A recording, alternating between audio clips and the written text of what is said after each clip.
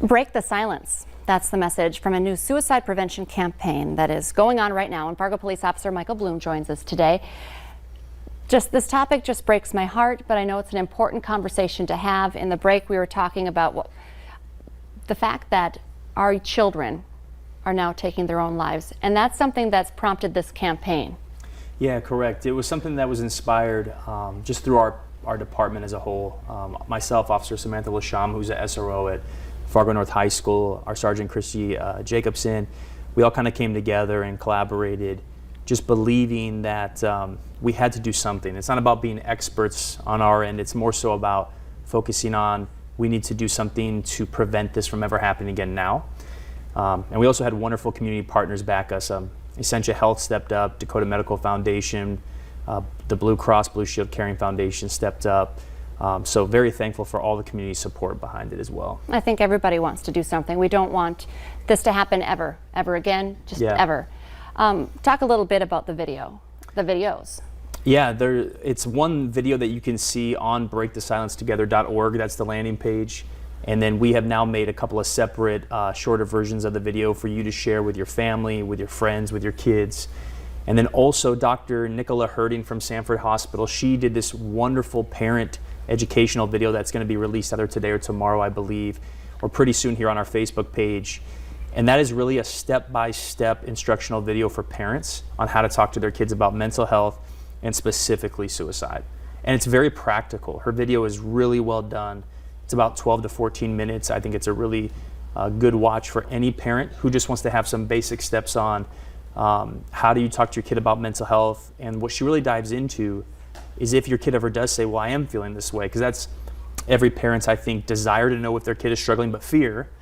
And she gives like the next step-by-step process on what to do. So it's actually a really helpful video, really good. This is something that's new though for parents. We know you need to have the alcohol talk, the sex talk. We have those talks even though we're scared to have those. You need to have this talk. This needs to be, just the same as the alcohol talk. Yeah, exactly. And mental health, I think it doesn't just scare people because it's the idea of mental health. I think it scares people because a lot of people don't understand it very well. And I'm not an expert on it. What I am an expert on though is trying to support people and preventing any kind of tragedy from ever occurring in our community again. When we lose a kid, I feel like we all lose a kid in our community. Yeah. And so being a parent, you're a parent, it's like, man, we can't ever just sit back when mental health is really something that is going on in every young person's life. So we just want to be a voice for that change and a voice of that support in our community. I feel like I'm supposed to ask, what are the symptoms? What are the signs? What should I be looking for? But sometimes you need to have this talk before you see the signs. Yeah, I would say don't wait for signs.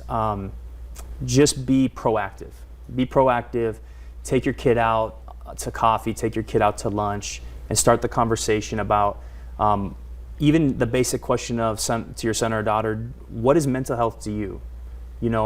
Have you ever thought about suicide or had suicidal thoughts? If you haven't, these are some steps I want you to take if you do have them. Just know, like, as your parent, I love you, I'm here for you, and these are some steps we can take together and go forward if you're ever feeling that way. I think planting that seed now so your kid never has to be in doubt that they can come to you. And I feel like this is a great tool because a lot of parents just don't know where to start. Yeah. And this, you kind of touched on this, but this will help you. If you're at home watching and thinking, I don't even know how to start this conversation, watch this video.